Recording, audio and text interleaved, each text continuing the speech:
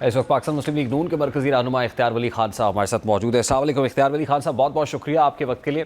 سب سے پہلے تو نریندر مودی کا خطاب، اس میں کوئی دو رائے نہیں ہے، ایک حواس باختہ شخص کا خطاب ہے، لیکن جو وہ کہہ رہے ہیں وہ تو on contrary to what was agreed. Donald Trump کی میڈیشن سے، امریکہ کی میڈیشن سے سیز فائر ہوا، لیکن ظاہر ہے یہ سیز فائر کنڈیشنل ہے، اس میں آرٹیکل 370 35A کا معاملہ ہے، ٹیرف فنانسنگ کا معاملہ ہے پاکستان کے اندر، اس میں انڈس بیسن ٹریٹی کا معاملہ ہے۔ اب جب بھارت یہ کہہ رہا ہے کہ یہ ان سب پر بات نہیں ہوگی تو پھر بات کس پہ ہوگی اور کیسے معاملہ آگے بڑھے گا؟ What is the way forward now? Pakistan نے کیا کوئی چاک آؤٹ کیا ہے، کوئی پلان کیا ہے، کوئی میپ کیا ہے آپ نے کہ کیا کرنے جا رہے ہیں؟ بسم اللہ الرحمن الرحیم، بہت شکریہ ریحان طارق صاحب۔ یقیناً ہاں، وہ کچھ میں نے بھی اس کی تقریر سنی تھی اور میرے خیال میں دیٹ واز کوائٹ فنی، بڑا اس کا ایک انٹرٹیننگ قسم کی اس کی تقریر تھی، اور اس کو مطلب ہر وہ بات جب آپ کو اصل کہانی کا پتہ ہو، وہ کوئی بندہ آ کے آپ کو جھوٹی کہانی سنانا شروع کر دے تو آپ کی فیلنگز کیا ہوتی ہیں آپ خود اس کا اندازہ لگا سکتے ہیں۔ یقیناً آپ اس کی کہانی کو انجوائے ہی کریں گے اور آپ اس سے یہی پوچھیں گے اچھا تو پھر اور کیا ہوا، اور وہ جھوٹ بولتا جائے اور آخر تک بولتا رہے۔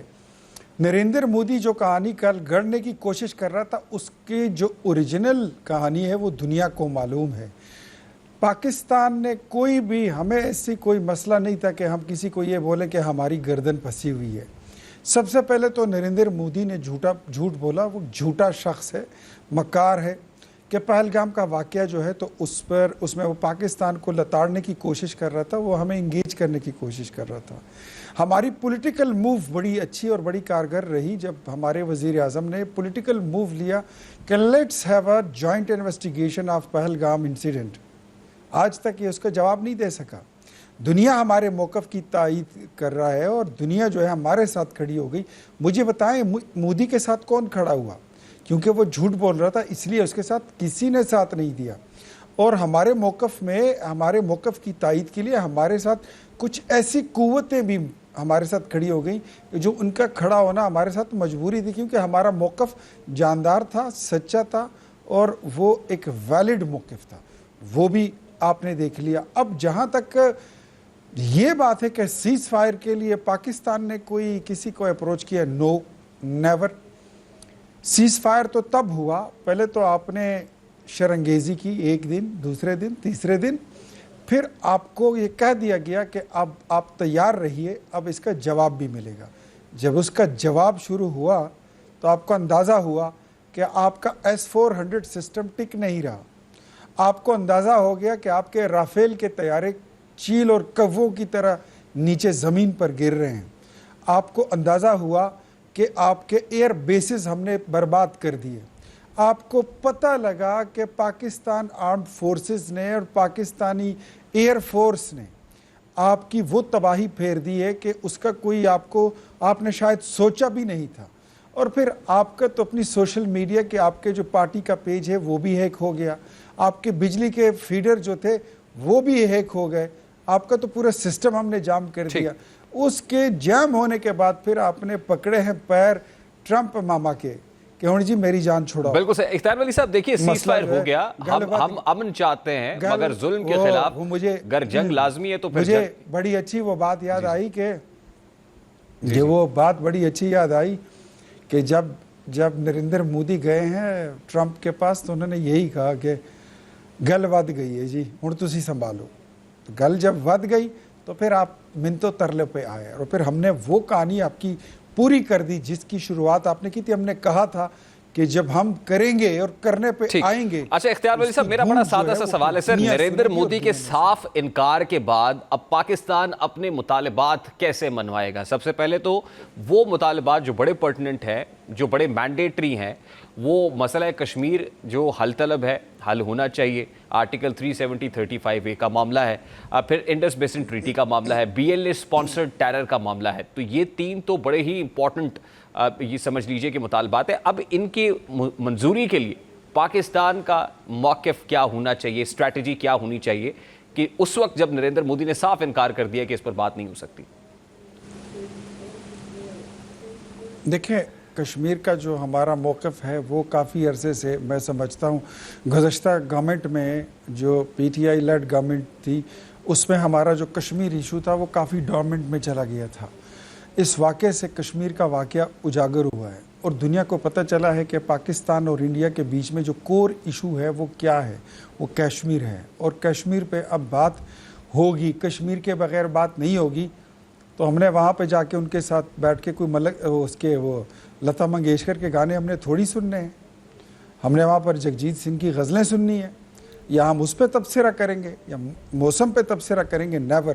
بات ہوگی تو کشمیر پہ ہوگی, بات ہوگی تو جو اس نے آبی دہشت گردی کی تھی اس پر ہوگی, بات ہوگی جو اس نے در اندازی کی, اس نے پاکستان کی طرف ایک گولی بھی اگر اس کی ہوائی آئی تو اس کو حملہ تصور لیکن اختیار بھائی صاحب ہوگی کیسے یہ بات, میکانزم کیا ہوگا؟ دیکھیے ہمارے ڈی جی ایم اوز کی جو ہاٹ لائن پر بات ہوئی جس کو فرسٹ راؤنڈ آف ڈسکشن کہا گیا وہ یقیناً سیکیورٹی ڈومین میں ہوئی, سیز فائر کے معاملات پہ ہوئی, وائلیشنز ادھر ہو رہی ہیں ادھر, مطلب اس کی نشان یہ تو سیکیورٹی ڈومین کی گفتگو ہے. ڈپلومیٹک فرنٹ پہ ابھی تک کیا کوئی چینل اوپن ہوا ہے؟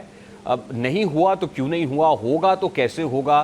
اب نیوٹرل وینیو سے متعلق بھی انہوں نے صاف انکار کر دیا کہ کوئی نیوٹرل وینیو ابھی قابل قبول نہیں ہے. پھر یہ معاملات آگے بڑھیں گے کیسے؟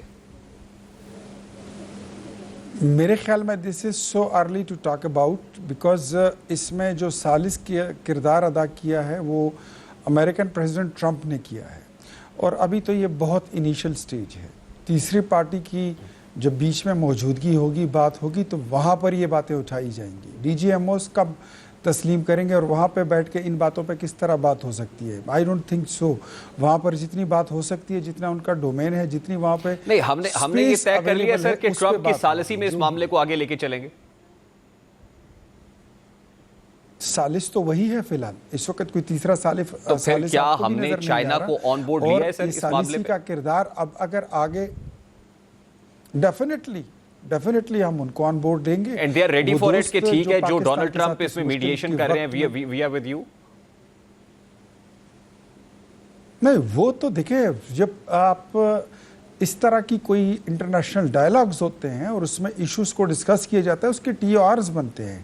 ٹی او آرز بننے دیں, ٹرم آف ریفرنس بنیں گے, اس کے بعد طے ہوگا کہ ہم نے کس ایشو پہ ہماری بات ہونے جا رہی ہے اور اس پہ ہم نے بات کیا کرنی, ہمارا موقف کیا ہے اور اس پہ ہمارے اتحادی کون رہے ہیں اور ہمارا مخالف کون رہے ہیں. وہ ساری چیزوں کو سر میں صرف آپ کو یاد کرانا چاہتا ہوں سر, 2019 میں بھی ڈونلڈ ٹرمپ نے کہا تھا کہ میں میڈیشن کے لیے تیار ہوں مسئلہ کشمیر کے معاملے پر. اس کے بعد ہم نے دیکھا کہ کشمیر میں آرٹیکل 370 35A ریووک ہوتا ہے.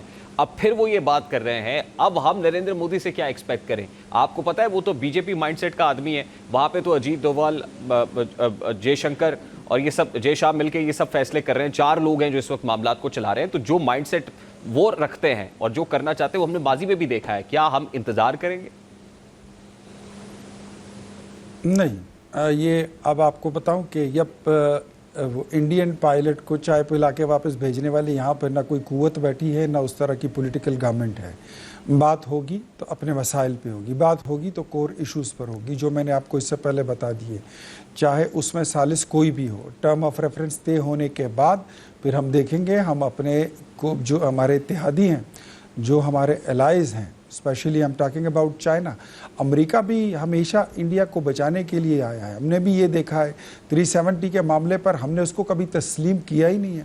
370 کا جو معاملہ ہے اس کو ہم نے کبھی مانا ہی نہیں ہے. 1 منٹ کی خاموشی یا 2 منٹ کی خاموشی اور ہر جمعے کو ایک جلوس, وہ اس کا کوئی حل تو نہیں ہے. جو وہاں کی اقوام متحدہ کی قراردادیں ہیں اس کے مطابق اس پہ بات ہوگی, اس کے مطابق ہی اس کا کوئی حل نکل سکتا ہے. ادروائز کچھ اس کا دوسرا حل نہیں ہے, اور اگر ہے تو اس سے بہتر حل اگر کسی کے پاس ہے تو وہ سامنے آئے. ہاں, ہم یہ دیکھیں گے امریکہ سے ہمارا یہ ہے, یہ گلہ ضرور ہمارا بنتا ہے. ٹھیک ہے, ثالثی کے لیے کوئی بھی آگے ہے, ثالثی بڑی اچھی چیز ہے.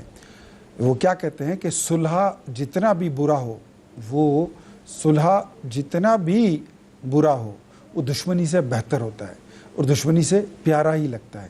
تو میرے خیال میں سب سے پہلے تو جو امن کی بات تھی, سیز فائر کی بات تھی, اس پہ ہم اس کو خوش آمدید کہتے ہیں, اس کو ویلکم کرتے ہیں. بٹ جو پاکستان کی اپنی نیشنل انٹیگریٹی ہے اور پھر اس کے بعد ہمارے کور ایشوز ہیں انڈیا کے ساتھ, اسی پہ بات کریں گے. ثالث کوئی بھی ہو, اپنے इत्तेहादियों को साथ लेकर उनको एतमाद में लेकर हम आगे बात बढ़ाएंगे, इसके अलावा कुछ नहीं होगा।